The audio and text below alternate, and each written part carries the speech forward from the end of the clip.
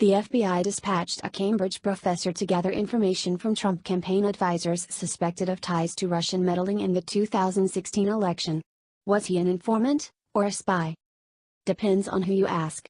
And the distinction has become a pedantic linchpin in the fight between President Donald Trump's media defenders and detractors. The spat began with a New York Times report revealing that an anonymous FBI informant, elsewhere identified as Professor Stefan Halper, spoke to junior Trump campaign staffers, including George Papadopoulos and Carter Page.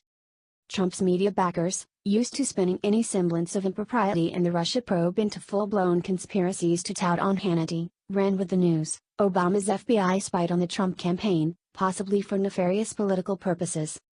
The president agreed. Picking up on their comments, Trump declared a major spy scandal.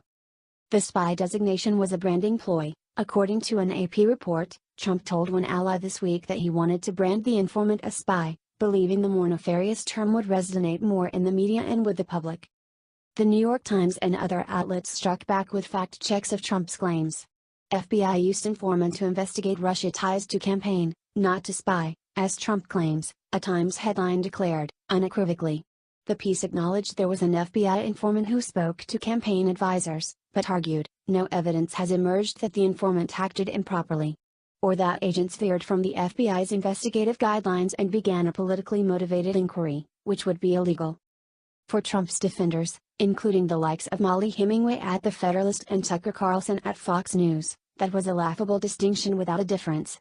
An FBI informant dispatched to glean information from Trump campaign staffers is a spy, and to suggest otherwise is a lame attempt at covering up deep state wrongdoing. Here's the Oxford Dictionary definition of spying: to work for a government or other organization by secretly obtaining information about enemies or competitors. Merriam-Webster's definition is similar: to watch secretly, usually for hostile purposes. Notice the emphasis, and it's obvious why Trump thought it would be more effective to brand Halper a spy than informant.